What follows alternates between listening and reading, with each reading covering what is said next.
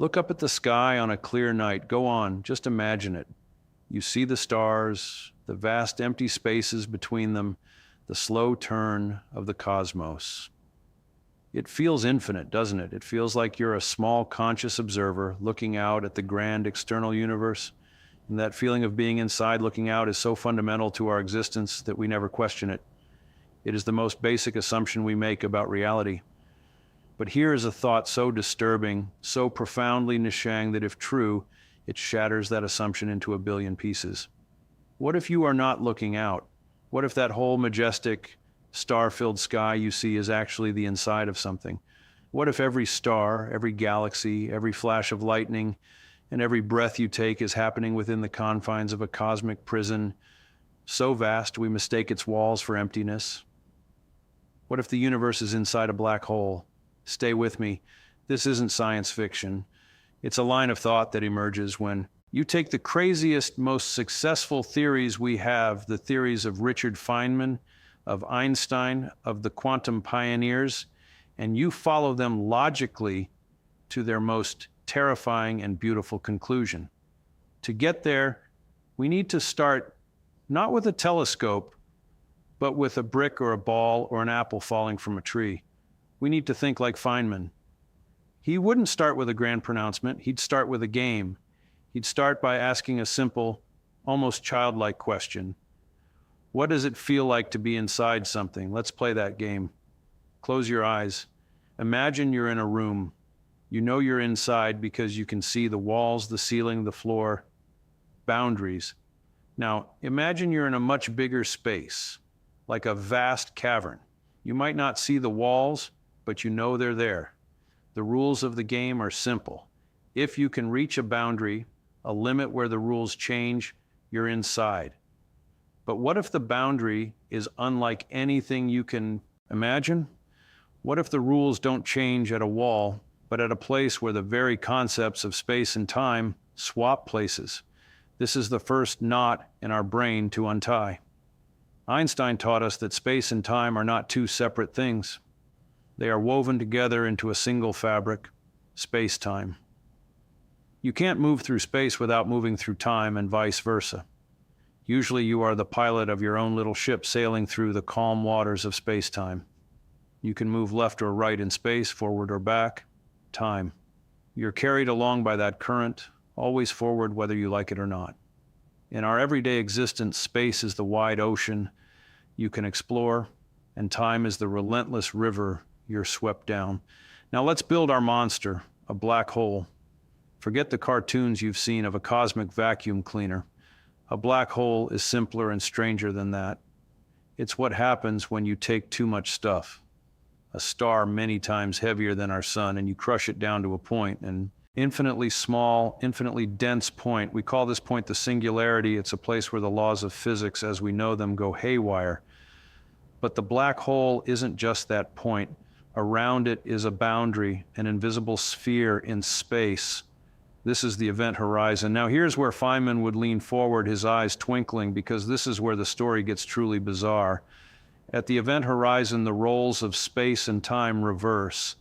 Outside the black hole, you can resist the pull of gravity. You can fire your rockets and stay in one place. You are the master of your space. But inside the horizon, to resist falling inward, you would have to travel faster than light, which is impossible. The singularity is no longer just a place in space you are falling towards. It becomes a moment in your future.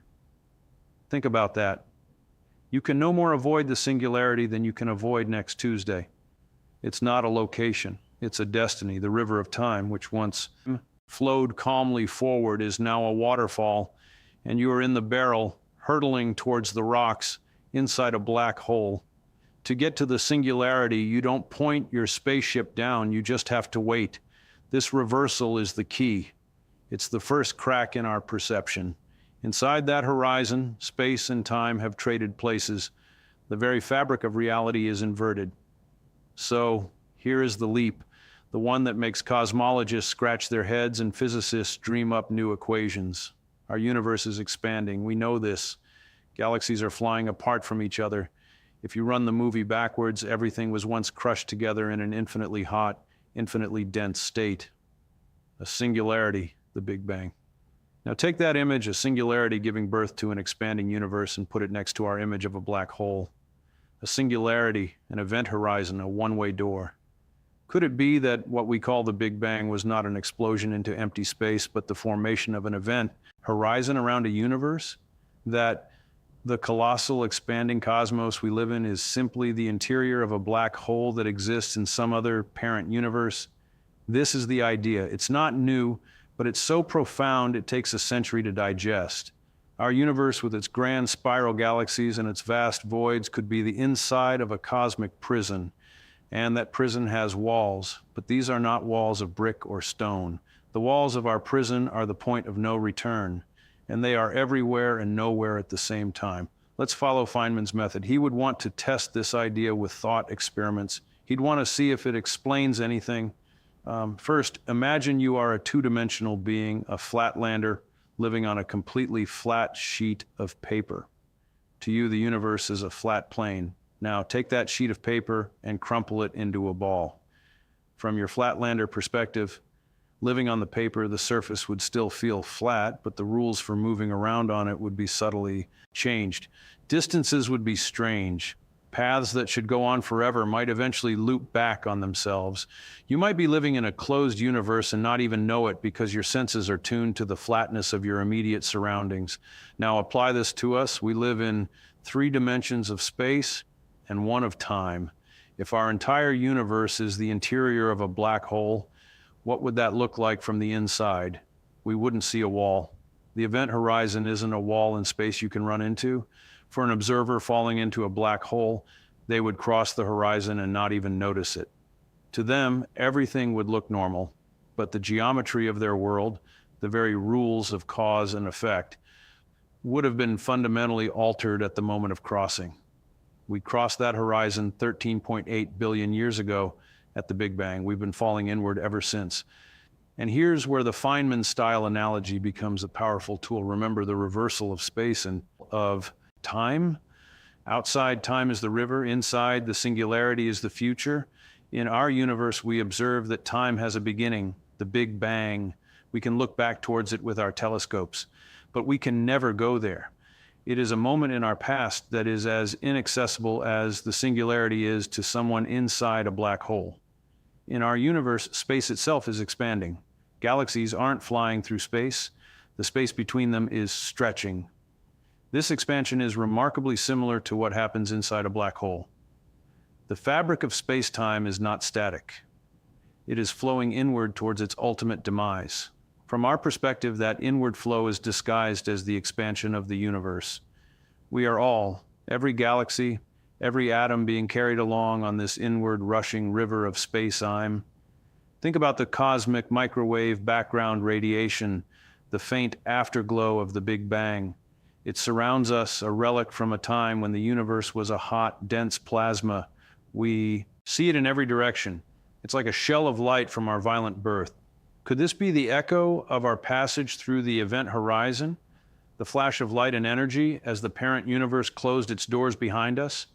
This line of thinking leads to a cascade of questions, each more unsettling than the last. If our universe is inside a black hole, what is on the outside? What is the parent universe? And what lies at the end of our fall? What is at the center of our black hole? The singularity. For us, the singularity is not a point in space we can avoid. It is a moment in our future, a final inevitable point in time when the density and temperature become infinite, when space and time themselves cease to exist. Is that the fate of our universe? Not a freeze, not a rip, but a collapse into a final, all-consuming moment. A big crunch that is actually just the culmination of our long fall into the singularity at the heart of our own black hole. It's a terrifying thought, terrifying. But Feynman would caution us against fear. He'd remind us that nature uses only the longest threads to weave her patterns, so that each small piece of her fabric reveals the organization of the entire tapestry. The pattern is revealing itself, and a new thread has just appeared, one that might weave this whole picture together in a way we never expected. It comes from the smallest scales of reality, from the world of quantum mechanics, where things get even stranger. In the 1970s, a brilliant physicist named Stephen Hawking applied the rules of quantum mechanics to the event horizon of a black hole. What he found was shocking. He realized that black holes are not completely black. They glow. They slowly, over eons, evaporate, leaking a faint thermal radiation. This is Hawking radiation, and it solves a paradox while creating a new mind-bending one. The paradox it solves is about information. But let's skip that for now. The mind-bending part is this: the radiation is thermal random. It carries no information about what fell in. So, if you threw a library full of books into a black hole, and you waited until the black hole evaporated, all you'd get back is random heat.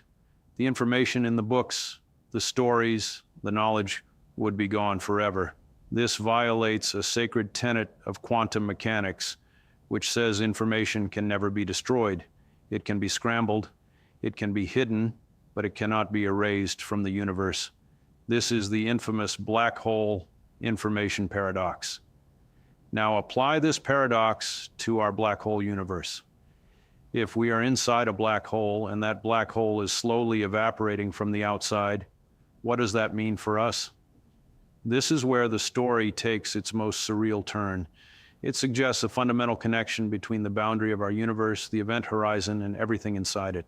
This connection is called the holographic principle. Imagine you're watching a 3D movie. The images you see, the depth, the solidity are all an illusion created by light projected from a 2D film. The information for the 3D world is encoded on a flat surface. The holographic principle suggests our entire 3D universe might be something like that. It proposes that all the information describing everything inside a volume of space like our universe could be encoded on the boundary of that volume. For a black hole universe, that boundary is the event horizon. The entirety of our cosmos, every galaxy, every star, every thought you've ever had could be a 3D projection of information stored on a distant two-dimensional surface. The universe is a hologram. You are a hologram. Let that sink in for a moment. The feeling of depth, of space, of being a solid object in a vast cosmos might be an emergent property, a kind of image generated by data written on a screen that surrounds us. A screen we can never touch, can never see, because it is the very definition of our reality's edge. This doesn't make our universe any less real. A hologram of you is still you. The light, the interactions, the experiences are all real within the system, but it radically changes the answer to the question, where are we? We are not just inside a black hole, we are the inside of a black hole. Our reality is the internal 3D manifestation of data that exists on its 2D surface. This is the point where the simple question, what if the universe is inside a black hole, stops being a simple question and becomes a new way of seeing everything. It connects the largest scales we can imagine with the smallest. The event horizon, the ultimate symbol of cosmic isolation, becomes the canvas upon which the entire story of our universe is written. The singularity, the ultimate end, becomes a place where the laws of physics melt away, perhaps to re-emerge as the Big Bang of a new universe on the other side. Feynman loved to talk about the process of discovery. He said it was like watching a complex game of chess. You don't know the rules, you just see the pieces moving. At first it looks chaotic, but then you start to notice patterns. A bishop always stays on its color. The knight moves in an L shape. Slowly you infer the rules from the moves you see. We are watching the cosmic chess game. We see galaxies move, stars burn, light bend. We've inferred some of the rules, general relativity, quantum mechanics, and now we're starting to see a move so strange, so unexpected, that it might reveal the ultimate rule of the game. The move that says the entire board and all the pieces on it are just a reflection of something happening on the boundary of the board itself. What does this mean for us right here, right now? It means that the boundaries of our reality are far stranger than we ever imagined. It means that the feeling of being a tiny observer in a vast, cold universe might be a profound misreading of our true situation. We are not observers. We are participants in an event, a cosmic event. We are riding a wave of space-time that began with a singularity and is hurtling towards one. We are beings living inside a collapsing star whose collapse is so vast. We perceive it as expansion. This new perspective doesn't just answer questions, it transforms them. We once asked, what is outside the universe? Now we ask, what is the nature of the parent universe whose collapse gave us birth? We once asked, how will the universe end? Now we ask, what lies at the other end of a singularity? Is it a bounce, a new beginning in another reality? The questions become endless, recursive. If our universe is inside a black hole, is that black hole inside another universe? Are we part of an infinite nesting doll of realities, each one a black hole womb for the next? And in this cascade of infinities, one tiny miraculous fact stands out. The fact that we are here to ask the question at all. The laws of physics, the constants of nature, the mass of the proton, the strength of gravity, they are all fine-tuned to an absurdly precise degree to allow for stars, planets, and life. Change any one of them by a hair, and the universe would be a featureless, lifeless void. Why are they so perfect for us? The black hole universe offers a chillingly simple answer. Selection bias. We exist only in those universes that can produce us. Perhaps the parent universe is a vast, chaotic place birthing black holes with wildly different internal laws. Most of these baby universes collapse instantly or are sterile, but a rare few like ours have just the right internal rules to inflate into a stable, long-lived cosmos where atoms can form, stars can shine, and minds can evolve to ponder their own existence. We are not in a special universe. We are simply in one of the lucky ones, the one whose internal geometry permitted thought. So, go back outside. Look up at that night sky again. But this time, don't look at it as a collection of objects in space. Look at it as the interior of something. See the pinpricks of light, not as distant suns in a vast empty container, but as features on the inside of a cosmic shell. Feel the gentle, inexorable pull of gravity, not as a force, but as the whisper of the waterfall, the slow, grand current carrying us all towards our shared future. The stars are not above you, they are ahead of you. The universe is not a stage upon which the drama of life unfolds. The drama is the universe. We are not just in the story. We are the story playing out in the mind-bending, inverted reality inside a star's final, desperate collapse. The universe is a black hole, and we, my friends, are living in its heart of darkness, staring out at the light and somehow impossibly understanding.